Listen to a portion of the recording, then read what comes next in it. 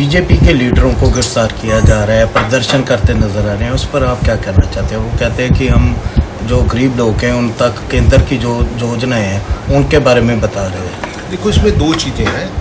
एक तो है कि जो योजनाएं हैं हमेशा एक सिस्टम के थ्रू डिस्ट्रीब्यूट होती है, चाहे किसी प्रकार की हो, किसी की गवर्नमेंट भी हो, एक डिस्ट्रीब्यूशन गवर्नमेंट का नेटवर्क बना हुआ है। जहाँ तक ये बीजेपी और आम आदमी पार्टी का सवाल है, ये एक्चुअली जब 3 कानून बने थे उसके अगेंस्ट सारा कुछ जब हुआ तो बीजेपी का ऑलमोस्ट गांव में जाना बैन था और आप भी बैन है।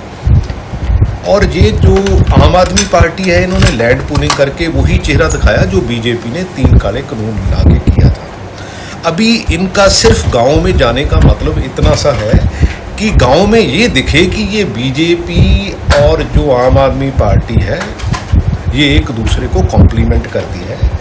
इनका यही आइडिया है कि हम गांव में जाओगे तो ऐसे दिखाएंगे कि ये तो बीजेपी और आम आदमी पार्टी ही गांव के लिए काम करती है, बाकी कांग्रेस और अकाली दल तो यहाँ कोई काम करता नहीं है। ये वो गेम दिखाने में लगी हुई है।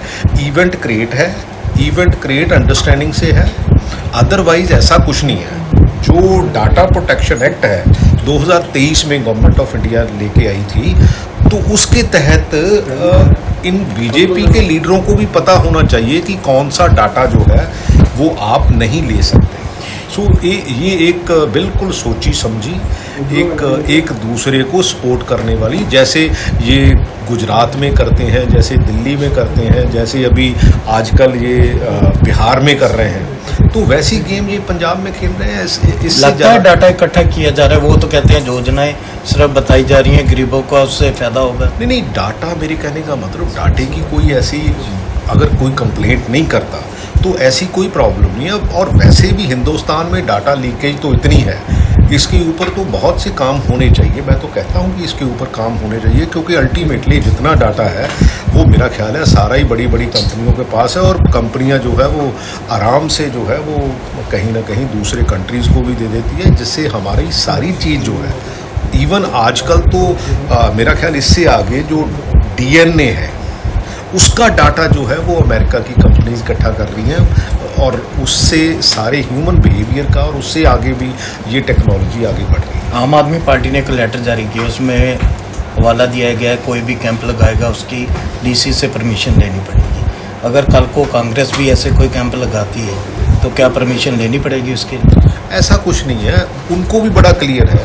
वो एक दूसरे को कॉम्प्लीमेंट करते हैं, वो सिर्फ एक दूसरे की राजनीति जो है वो आगे बढ़ाने की बात करते हैं, इससे अलावा इससे ज़्यादा कुछ नहीं। मैंने बोला था कि क्या कांग्रेस भी परमिशन लेगी अपना कोई प्रोग्राम? नहीं, परमिशन समझे नहीं, परमिशन की कोई ज़रूरत नहीं है। अप्रोप्रिएट जहाँ भी जो कोई, मान लो अब हम धरना प्रदर्शन करते हैं तो उसकी अप्रोप्रिएट एक परमिशन होती है, एक परफॉर्मा होता है, भर के दे देते हैं, पुलिस अपनी क्लियरेंस दे देती है, डिस्ट्रिक्ट एडमिनिस्ट्रेशन अपनी क्लियरेंस देती है, तो ये कोई बड़ी बात नहीं। एक अमेरिका ने पंजाबी जो ड्राइवर है उन पर वीज़े पर जड़ी रोक लगा दी है, उस पर आप क्या कहना चाहते हैं?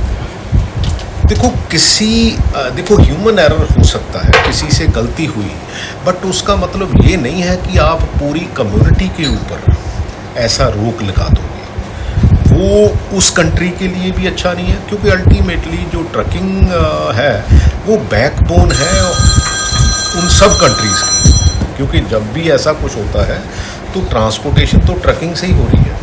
तो किसी एक ने गलती कर दी, उसको सारे को सज़ा नहीं मिलनी चाहिए, उसकी जो ट्रेनिंग है उसको टफ कर देना चाहिए, जो और कोई मेजर्स ले लेने चाहिए।